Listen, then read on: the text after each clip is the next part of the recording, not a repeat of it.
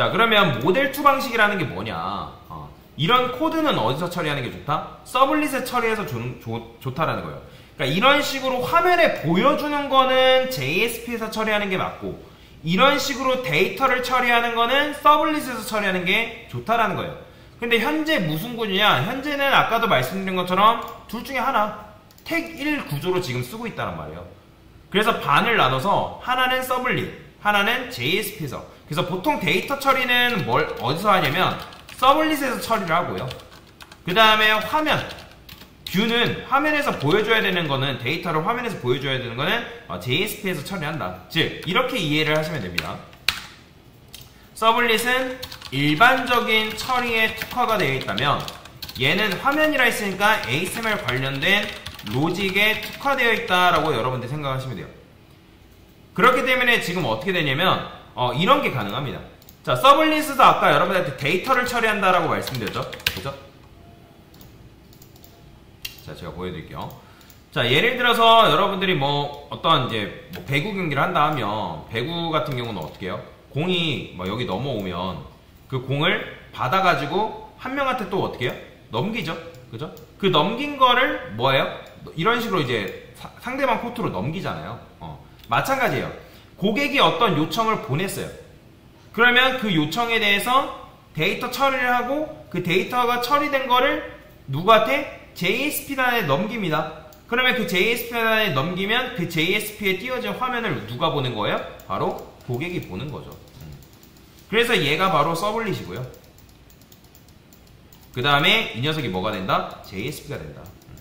그런 식의 구조로 지금 변경을 시킬 거다라는 거예요.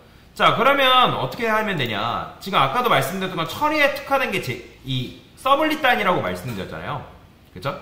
지금 단과 리미트 이런 식으로 되어 있죠? 이거 필요 없습니다. 얘 지우세요. 자, 그러면 여기서 뭐라고 쓰면 되냐면, 요거는 어쩔 수 없이 외워야 되는 문법인 건데, 자, 리퀘스트 디스패처라는 게 있습니다. 리퀘스트 디스패처. 요런 이제 내장 클래스가 존재해요. 자, REQ라고 쓰신 다음에 get request dispatcher라고 쓰시면 돼요. 자, 그러면 여기다가 뭘 넘겨주면 되냐면, 원래는 풀로 구구단.jsp가 어디에 위치해 있는지를 적어줘야 되는데, 그냥 그럴 필요는 없고, 저는 여기다가 일단은 구구단.jsp 할 건데, 구구단2라고 쓸게요. 그래서 구구단2라 쓰고, 여기다가 구구단2를 따로 만들 겁니다. 보여드리기 위해서 분리를 시키는 거죠. 자, 그러면 지금 얘가 이 작업된 결과물을 누구한테 넘기냐면 구구단2.jsp한테 넘겨요. 자, 그러면 request dispatch forward라는 게 있어요. forward. 이게 뭔지 몰라도 됩니다. 그냥 JSP 서블릿의 규칙이라 보시면 돼요. 자, 이게 어렵죠? 이건 저도 그냥 외웠습니다. 그냥 이런 게 있다라는 정도만 알고 넘어가시면 돼요. 쉽게 말하면, 야, 내가 일단 여기까지 했으니까 그 다음 처리는 너가 해. 그런 의미라고 보시면 돼요. 그러면 단과 리미트라는 변수를 지금 구구단2.jsp라는 이 JSP단에서 써야 된단 말이에요. 그러면 이거를 이 JSP단에 넘겨주는 작업을 해야죠. 그러면 넘겨주는 작업이 뭐냐면 REQ set attribute입니다. set attribute. 자, get attribute라는 게 있고 set attribute라는 게 있는데, get은 가져오는 거고 set은 저장하는 거예요. 그러면 우리가 지금 어떤 이름으로 저장할 거면 단이라는 이름으로 저장을 시킬 겁니다. 그러면 set attribute는 키값 형태로 데이터를 저장하는 거죠. 보이죠? string value, 그 다음에 오브젝트. 그래서 데이터는 저장을 할 때 얘는 오브젝트입니다. 근데 지금 오브젝트로 얘가 받긴 하지만, 다시 얘가 지금 오브젝트로 데이터를 받습니다. 근데 지금 보면 단으로 입력받는 거 정수를 어쨌든 요 이름으로 넘겨준 거죠. 그러니까 맵 생각하면 돼요. 맵을 우리가 키값 형태로 데이터를 저장하잖아요. 마찬가지로 얘도 리미트하고 이런 식으로 데이터를 넘겨주는 거죠. 자, 그래서 이 리퀘스트라는 내장 객체는 서블릿 단에서도 쓸 수 있고 JSP 단에서도 쓸 수가 있습니다. 자, 그래서 미리 계산해 둔 걸 어떻게 리퀘스트한테 넘겨놓는 거예요. 그러면 지금 어떻게 된 거냐면 이렇게 된 거예요. 자, 만약에 여러분들이 이런 식으로 데이터를 뭐예요? 입력을 합니다. 그죠? 고객이 브라우저에다가 어떤 요청을 입력을 할 거 아니에요. 그죠? 그러면 그 요청을 누가 처리를 하냐면 이제 서블릿이 받습니다. 얘가 서블릿이에요. 그러면 서블릿이 바로 뭐다? 요청을 처리합니다. 그러면 데이터 처리를 이 서블릿 단위 해가지고 이 서블릿 단위 누구한테 토스를 시키냐면 바로 JSP한테 토스를 시켜요.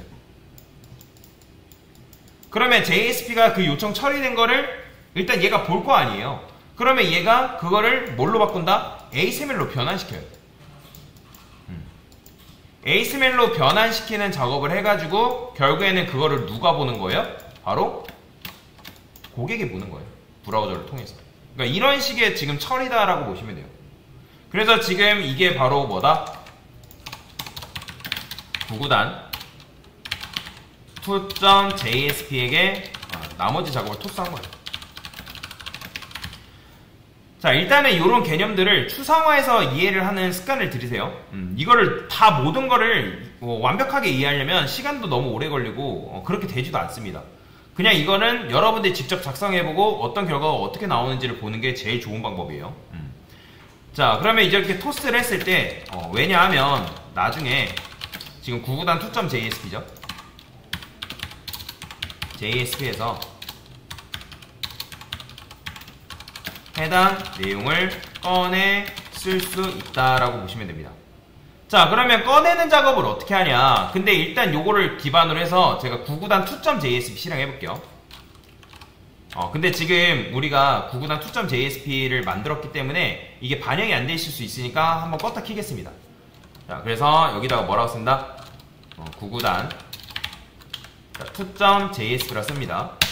자, 그러면 일단 요렇게 나오겠죠? 그죠? 근데 이거는 사실 아까 우리가 구구단 to.jsp는 이렇게 이 모양 때문에 이렇게 나오는 거잖아요. 근데 이제 여기서 이걸 처리를 이렇게 안 합니다. 그 다음에 RQ도 마찬가지로 이렇게 썼잖아요. 근데 이제 얘 같은 경우는 일단 RQ를 배제하고 request get attribute라는 게 있어요. 자, 얘는 단이라는 이름으로 데이터를 가져옵니다. 그 다음에 마찬가지예요. 얘는 limit라는 이름으로 데이터를 가져오는 거예요. 근데 얘가 지금 저장될 때 오브젝트 타입으로 저장이 되어 있기 때문에 얘도 여기다 인티저는 아니어도 인트라고 형변한 정도는 여러분들 해줘야 됩니다. 그러니까 인티저하고 인트 차이를 물어보시는 분도 계시는데 인티저는 객체 타입이에요. 그래서 이제 너를 허용하냐 허용하지 않냐 그 차이밖에 없습니다. 인트는 너를 허용하지 않죠. 얘는 무조건 정수만 넣으니까.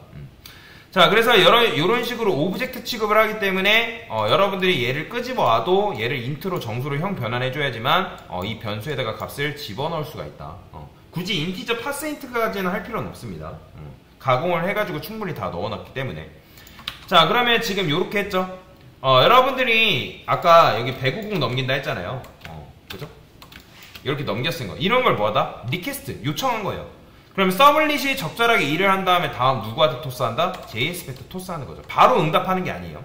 그러니까 JSP한테 토스를 하고 그 다음에 JSP가 뭐한다? 그거를 응답을 잘 꾸며요. 잘 꾸며가지고 여기다가 뷰에다가 브라우저한테 보여주는 거죠. 그래서 서블릿은 말 그대로 잘 계산을 해가지고 데이터를 생성하는 역할. 그래서 모델2라는 게 결국에 뭐냐면 처리에 특화된 녀석이랑 화면에 그려주는 JSP랑 나누자. 근데 나누는데 역할을 나누는 거지 결국에는 협업하는 거예요. 얘네들이. 서블릿이 데이터를 처리를 하고 그걸 JSP한테 넘겨주면 JSP는 그거를 XML로 그걸 가공을 해가지고 브라우저한테 넘기면 그러면 그 브라우저에 넘겨진 그 데이터를 우리가 화면으로 보는 거죠. 이게 스프링부트에도 그대로 적용이 되어 있습니다. 나중에. 자, 그러면 지금 코드를 이렇게 썼기 때문에 아직 이제 뭐 입력이 안 된 거에 대한 처리를 아직 안 했어요. 자, 그러면 이제 입력을 안 하면 오류 난다는 거죠. 자, 그러면 한번 써보겠습니다. 자, 여기 구구단 2로 아까는 우리가 여기 보면 구구단 to.jsp로 썼죠? 근데 이제 이렇게 쓸 필요 없습니다. 그냥 여러분들 어떻게 쓰면 돼요? 자, 이렇게만 쓰면 돼요. 자, 잘 나오죠? 보이죠? 자, 입력을 안 해도 에러가 날까요, 안 날까요? 자, 안 납니다. 왜? 왜 안 나요? 지금 어떻게 된 거냐면 여러분들이 여기서 지금 가공을 했잖아요. 이미 RQ 같은 경우는 단위 입력이 안 되면 9를 넣어달라고 요청을 했잖아요. 그렇기 때문에 제가 여기다가 RQ 안 쓴 거예요. 왜냐면 여기서 이미 RQ를 통해서 데이터를 처리하고 있기 때문에. 그 다음에 그 처리된 데이터를 우리가 set attribute 통해서 저장을 한 거죠. 어떤 이름으로? 단이라는 이름으로. 자, 이걸 어렵게 생각하는 분들 계시는데 이렇게 생각하면 돼요. 그냥 제가 여기다가 int a라고 써볼게요. int a라고도 쓰지 맙시다. 그냥 여기다가 제가 여기다 a라는 이름으로 데이터를 구울 거예요. 그 a라는 데이터를 구우면 얘는 뭐예요? 10이래요. 10. 그러면 제가 여기서 받아볼게요. 어떻게 받으면 되는 거예요? 자, 여기다 int a라 쓸게요. int a. 그 다음에 a라는 이름으로 데이터를 구워줬으니까 a 써볼게요. 자, 그러면 여기다가 h1 써서 제가 a 써볼게요. 그러면 a 뭐 나올까요? int a request get attribute. 자, a로 저장했죠? 어디서 오류난 거야? 자, 다시 껐다 켜볼게요.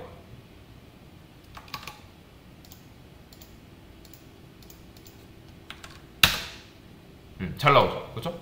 이런 거예요. 이게 답니다. 혹시라도 가끔씩 에러 나는 경우에는 그냥 껐다 키세요. 그러니까 내가 지금 요 이름으로 요 값을 굽겠다. 그러니까 너는 지금 JSP에서 요 값으로 저장된 값을 get attribute를 통해서 가져와라. 그 개념입니다. 이게 바로 뭐다?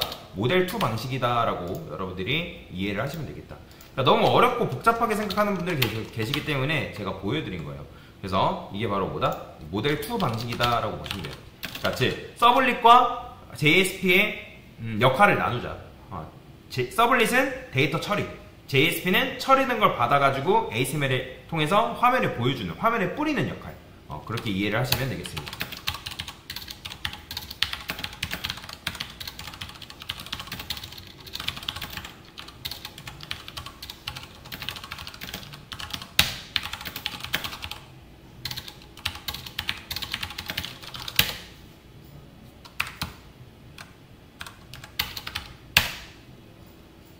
됐습니다.